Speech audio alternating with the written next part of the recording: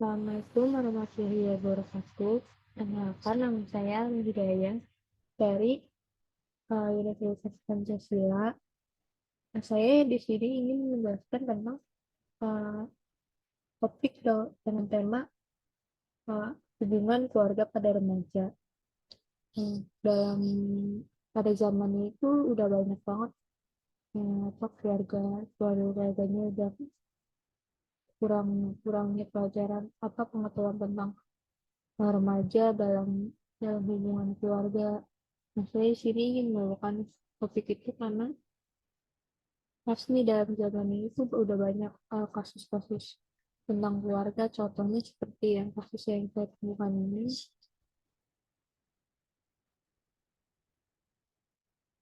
Eh, di sini tuh saya menemukan jurnal yang eh, remajanya ini korban perceraian korban perceraian dari kedua orang tuanya.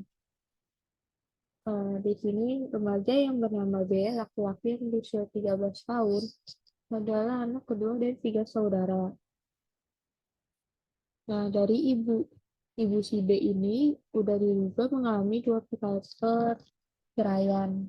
Yang pertama itu dari suaminya itu yang meninggal dunia, lalu yang keduanya itu suaminya itu melakukan kekerasan seksual pada uh, anaknya yang perempuan. Nah, dari situ ibunya apa melakukan perceraian.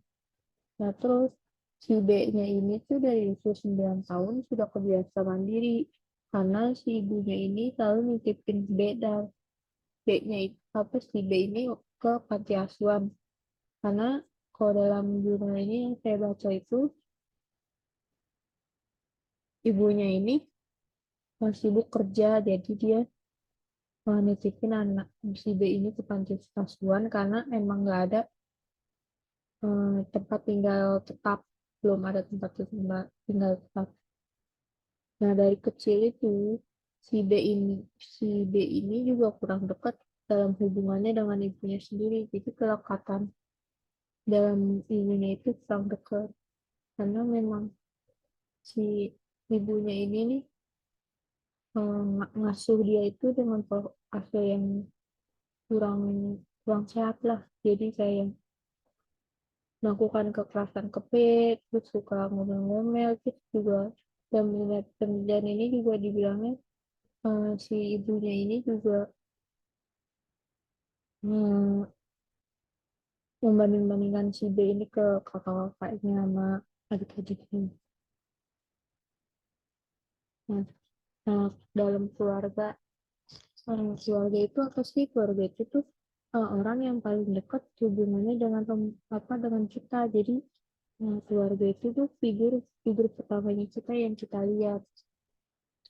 Keluarga itu terdiri dari seorang ayah dan ibu. Namun di masa sekarang itu banyak banget kan eh, single parents kayak cuman bapaknya tuh kayak ibunya doang karena masalah keluarganya. Terus kualitas hubungan orang tua memiliki pengaruh terhadap hubungan mereka dengan anak-anaknya. Kayak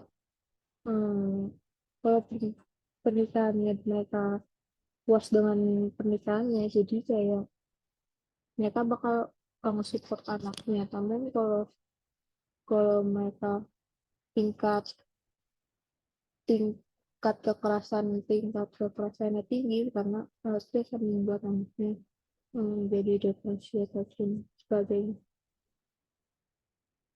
Nah, ini juga banyak yang bilang remaja itu lebih sering bertanya sama teman-temannya. Jadi sekarang kan juga kalau remaja kan udah banyak lingkungannya itu kan udah ke lingkungan luar ya. Jadi untuk ke lingkungan keluarganya itu jadi dia kayak membatasi diri lah karena juga dia kan udah gede, mikirnya udah gede, jadi dia bisa jaga diri. Habis itu eh, pergaulannya Ini hubungan orang tua ke remaja. Jika nih yang saya tadi bilang, jika pasangan orang tua puas dengan kehidupan pernikahan mereka, maka akan menjadi sosok yang hangat dan suportif. Nah, sedangkan hubungan orang tua yang tidak sehat akan menyebabkan anak-anak memiliki kecemasan dan perasaan depresi. Nah, terus eh, orang tua menemukan kenyataan bahwa pada masa remaja penuh dengan kebingungan ketika anak-anak mengalami bagian sebelumnya tiba-tiba tidak mau bekerja sama. Nah, istilahnya kemudian gitu ya. Moodnya berubah-ubah, terus berperilaku agresif dan provokatif. Disiplinnya orang tua juga penting dalam pengasuhan anak karena anaknya itu bisa jadi juga terus juga menunjukkan kepuasan dengan cara yang bijak. Ini attachment itu kelekatan itu hubungan antara kedua orangnya kan. Nah ini ada apa Santrok tuh bilang attachment itu kelekatan sebagai ikatan emosional yang erat antara dua orang. Jadi kayak hubungan kedua antar dua orang lah. Nah, terus Antok juga bilang kelekatan yang aman itu namanya secure attachment yang mampu mengurangi resiko munculnya perilaku lebih positif. Jadi itu perilakunya lebih positif kayak hubungannya itu eh, ya baik-baik aja lah, nggak kayak keras gitu-gitu.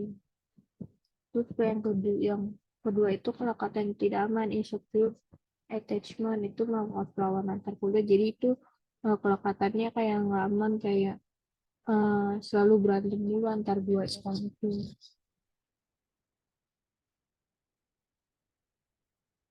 Terus dampak-dampak dalam hubungan keluarga pada nama itu ada dampak positifnya. Pertama, dampak positifnya itu orang tua yang memiliki pribadi hangat dan suportif dan mau mendengarkan pendapat anaknya dan memahami cenderung mendorong dan berkembang perhatian dan kepedulian anak-anaknya serta menciptakan relasi orang tua misalnya diri kalau orang tua memiliki sifat positif, terus mau ngedengerin anaknya curhat atau apa selalu nggak memojokkan anak-anak memojokkan anaknya, itu bisa dapat relasi tuh apa yang positif jadi hubungan yang suami anaknya dekat. Nah, akan muncul sebuah keakraban kalau eh, kedua orang tuanya tuh orang tua itu menyediakan peluang bersama, jadi kayak deep talk ya istilahnya ya. Kalau deep talk itu kan kayak omongan yang dalam gitu. Nah itu waktu luang bersama jadi tuh kayak ngomong-ngomong cerita-cerita.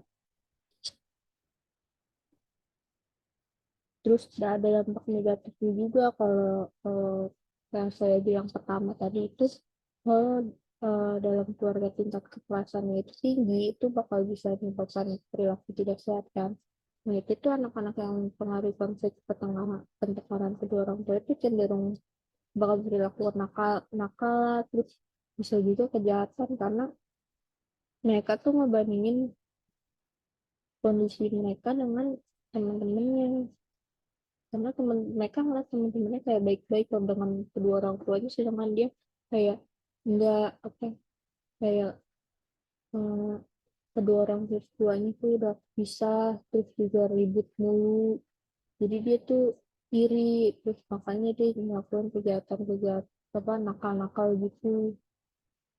Karena juga nakal itu juga bisa disebabkan dengan depresi jadi dia kayak kayak waktu itu saya lihat kenakalan remaja itu suka nongkrong sama minum mabuk-mabukan karena alasannya itu yang ada remaja yang diinterogasi itu alasannya eh, dia itu depresi gara-gara suasana keluarganya itu nggak enak jadi kayak berantem terus jadi dia ingin nenangin diri dengan cara mabuk-mabukan.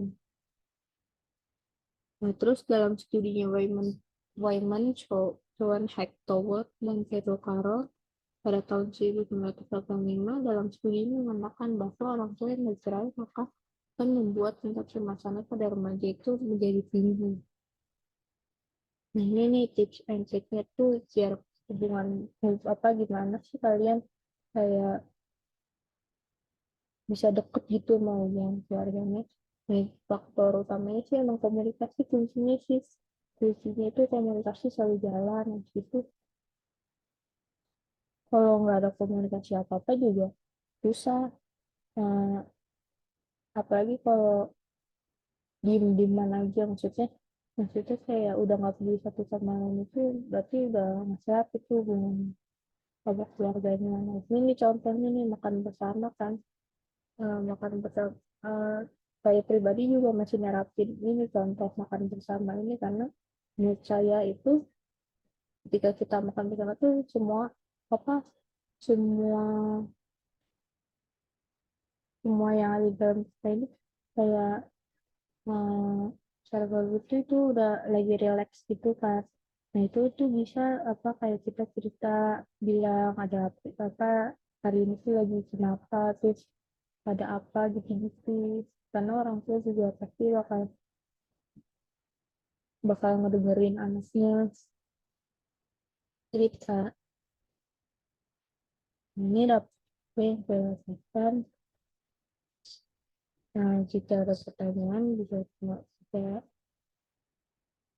terima kasih. Segitu saja apa, apa dari presentasi dari saya. Sebelumnya jika ada kesalahan mohon dimaklumkan. Wassalamualaikum warahmatullahi wabarakatuh.